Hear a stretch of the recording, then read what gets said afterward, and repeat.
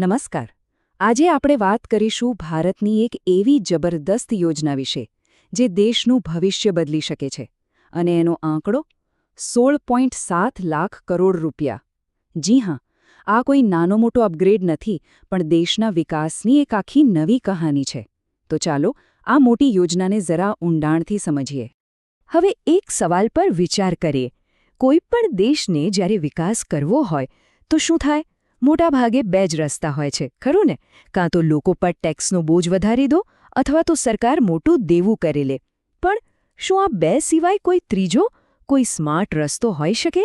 બસ આજે આપણે એ જ સ્માર્ટ રસ્તાની વાત કરવાના છીએ. તો આ સ્માર્ટ રસ્તો છે એસેટ મોનેટાઇઝેશન. હવે આ શબ્દ સાંભળીને ગભરાવાની જરાય જરૂર નથી. ભલે થોડો ભારે લાગે, પણ આનો આઈડિયા એકદમ સિમ્પલ છે. માની લો કે કોઈની પાસે એક જૂનું ઘર પડ્યું છે જેનો ખાસ ઉપયોગ નથી થતો. હવે એને વેચી દેવાને બદલે જો ભાડે આપી દેવામાં આવે તો આવક પણ ચાલુ રહે અને ઘરની માલિકી પણ પોતાની જ રહે. બસ આ જ ફોર્મ્યુલા હવે આખા દેશના સ્તરે લાગુ થઈ રહી છે. તો આખી વાત કામ કઈ રીતે કરે છે?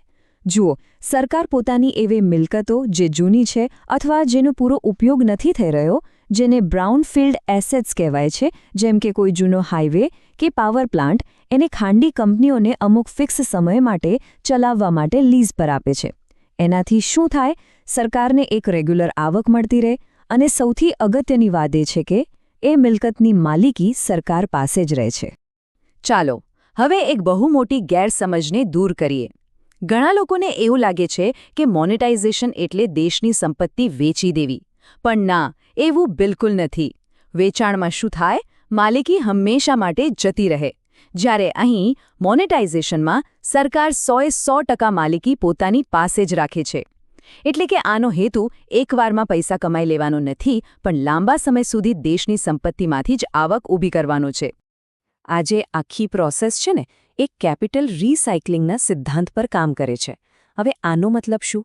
સિમ્પલ ભાષામાં કહીએ તો જૂની સંપત્તિમાંથી જે પૈસા મળે એ જ પૈસાનો ઉપયોગ કરીને નવી, એકદમ આધુનિક સંપત્તિઓ બનાવવી.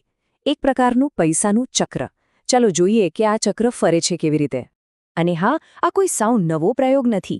આનો પહેલો ફેઝ એટલે કે NMP 1.0 જે 2022થી 25 સુધી હતો, એ જબરદસ્ત સફળ રહ્યો. સરકારે 6 લાખ કરોડનો ટાર્ગેટ રાખ્યો હતો અને એની સામે લગભગ 5.3 લાખ કરોડનું રોકાણ આવ્યું, એટલે કે લગભગ 90% ટાર્ગેટ પૂરો થયો. ખાસ કરીને તો હાઇવે, પાવર અને કોલસા જેવા સેક્ટર્સમાં આ યોજનાએ ખરેખર કમાલ કરી દીધી.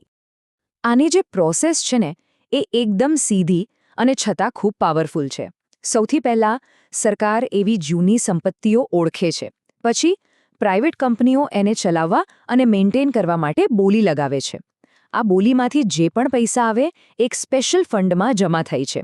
અને છેલ્લે એ જ ફંડના પૈસામાંથી એકદમ નવા રસ્તા, નવા બ્રિજ અને નવા પોર્ટ્સ બને છે.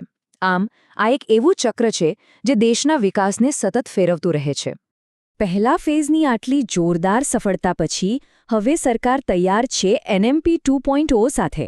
અને આ વખતે જે લક્ષ્ય છે એ પહેલા કરતાં અનેક ગણું મોટું અને વધુ મહત્વાકાંક્ષી છે.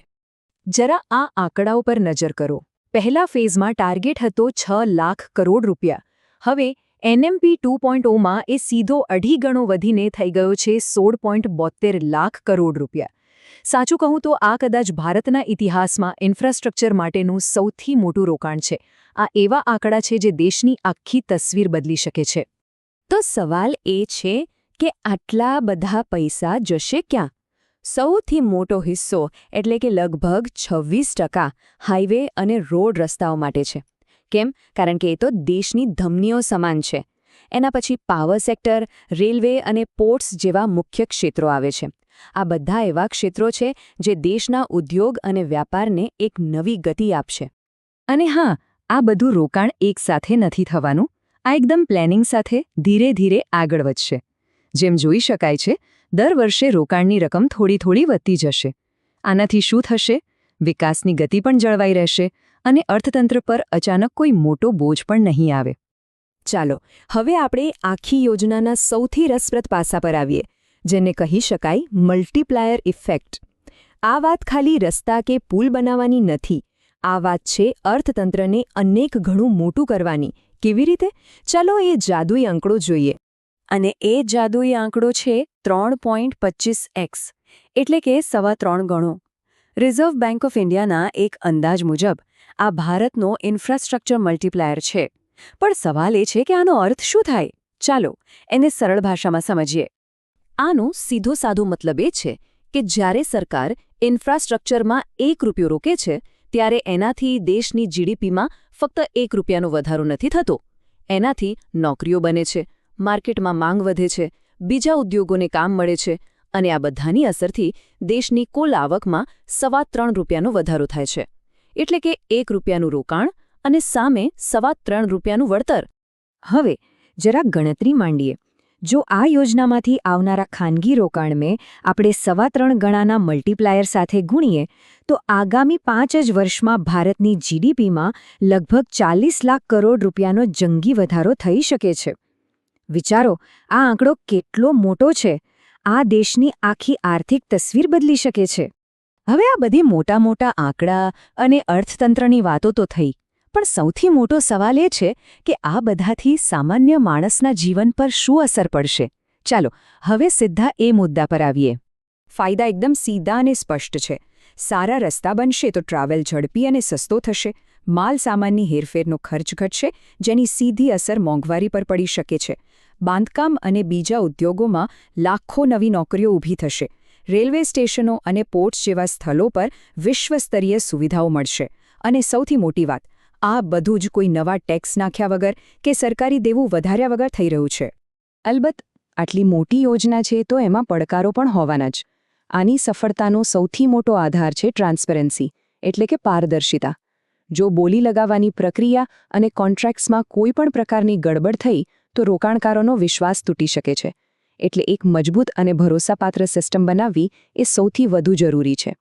તો છેલ્લે એક મોટો સવાલ એ ઊભો થાય છે કે શું ભારતનો આ જે રસ્તો છે, જૂની સંપત્તિને રિસાયકલ કરીને નવું ભવિષ્ય બનાવવાનો, એ દુનિયાના બીજા દેશો માટે પણ એક નવો બ્લુપ્રિન્ટ બની શકે છે? આ એક એવો વિચાર છે જે કદાચ આવનારા સમયમાં વિકાસની આખી વ્યાખ્યા જ બદલી નાખે. ખરેખર આ એક વિચારવા જેવો સવાલ છે. આજના માટે આટલું જ.